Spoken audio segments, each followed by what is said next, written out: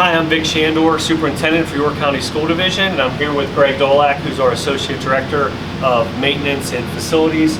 We're going to provide some information for you and a little status update related to the electrical fire that happened this week here at the Grafton complex. So we're going to walk in, and I want to show folks the electrical room where this happens. So we'll walk in this way.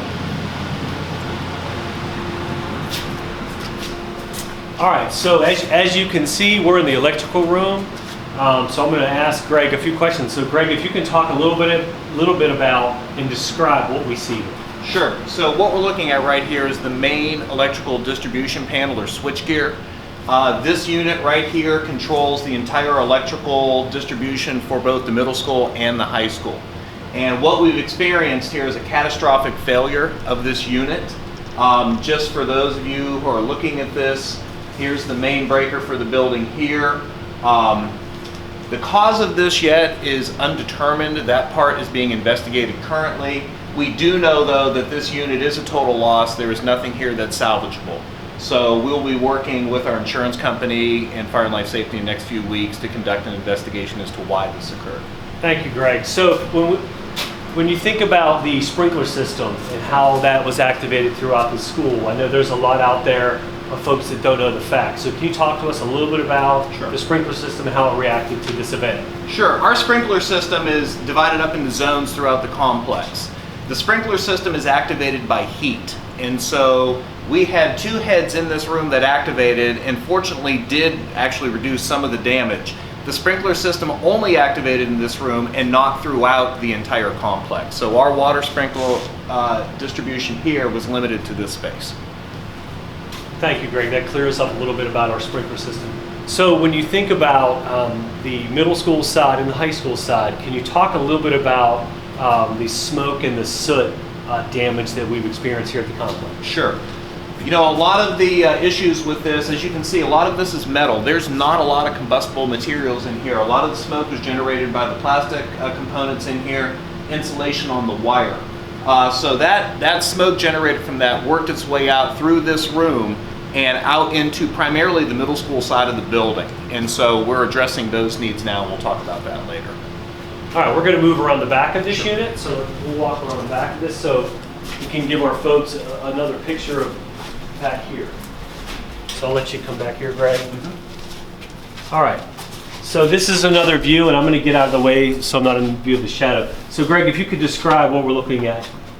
So when you look at the back end of this gear here, again, this is the main distribution panel. Think of this as like your circuit breaker panel in your house. That's what this is here. Our Dominion entrance is here, and if you're looking at all this damage at this point right here, this is generated by extreme heat, not necessarily fire, but you can see the damage that occurred. Again, as I said, this is not repairable. All this will have to be removed. So one of the things that the restoration company has done, because the building does not have line power from Dominion, they have brought in temporary power. We have a large generator located outside, and we have electrical distribution panels temporary set up throughout the building to run the equipment that you see here. What you're looking at right now, temporary lights, you're looking at air scrubbers, and you're looking at various other restoration equipment. So Greg, you talked a little bit downstairs while we were in the electrical room about the sprinklers and how that area was contained as far as the fire went. So as we can see, the rest of the school wasn't impacted by the fire. Right. However, we know that there was some smoke and soot, which you referenced downstairs. Can you elaborate on that a little bit for us? Sure. Also share about some of the measures we've taken. Right. So as we said, the smoke and the soot from the fire downstairs did migrate to other parts of the building. We're up on the back hallway of the middle school side right now, where some of the damage is a little more intense as far as smoke.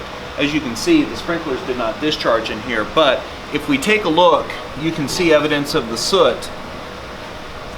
That black is evidence that there's soot contamination in this room. So what we're doing right now is our restoration company is going through and sampling each room on the middle school and the high school side, and they're sending those results off to a lab to confirm it. Once we confirm that we have soot contamination, they have protocols in place that have been established by an industrial hygienist to clean the space. And depending on the level of contamination, they'll have a procedure for that. The industrial hygienist is also going to establish the clearance procedures that will let us know that this room is safe to inhabit and be back in.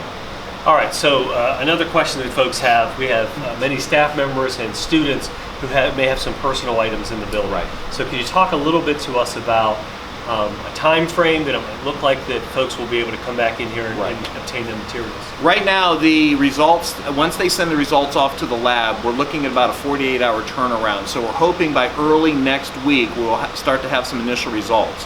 What the restoration company will then do is start a cleaning process on items that we will need to retrieve from the space. Right now, student items in lockers and things of that nature, we're developing a plan to get those, catalog them, inventory them, and then return them back to their owners. And that will be coming in the next days and weeks.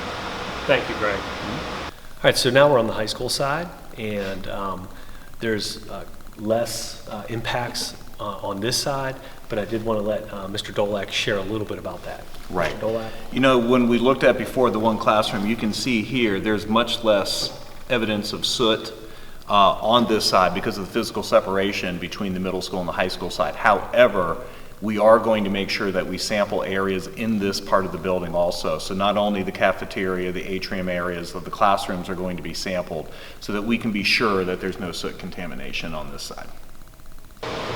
So as we conclude this video, I'm hopeful that what you got to see today sheds a little bit of clarity on the complexities that we have with this incident that happened earlier this week. We're a little over 72 hours since the incident took place, but I do want our community to understand that we want our students back in school. I know our families do. Trust me, as a parent of students in this division, I want them back to school as well. However, this has impacted 2 schools. So we have a team that has been working on this for the last few days. All right, I'm here with Dr. Jim Carroll. He is our Chief Operations Officer with the school division. Dr. Carroll, if you please give us an update related to a meeting that you had this morning. Certainly, Dr. Shandor. We've been meeting individually with vendors and contractors attached to the building, but this morning we were able to get them all around a round table and have a discussion about what is a realistic time frame for getting students back in the building. And it was at that meeting we discovered that while we figured it might take some weeks, possibly months, we confirmed that it's definitely, with whatever course we take, going to take months to get students back in the building. So can you elaborate a little bit on who was around the table this morning? Which stakeholders were involved in that meeting? Absolutely. We had representatives from the county fire and life safety, the county electrical inspection. We had vendors, electricians, general contractors, insurance representatives, the company that's doing the restoration work, and others. All right, so if you could elaborate a little bit on some of the work that the team has been doing here at the school division related to this alternative plan. Right, so there's been a different group that's been working concurrently with this process. So we've had a number of school administrators that are going through what we use all the time in this division is Trigo tools that are protocols for making important decisions. And so we've been going through a decision analysis, and what that involves was first defining what are the criteria for a good decision, and we had 16 of them, and then we used those to judge them or judge any of our options against that criteria. And this morning's meeting helped shape what we're going to do as we move into this final decision part of the process. Right, so I know staff members are still here this evening working on that. What is our timeline for releasing that information to our parents and to our community?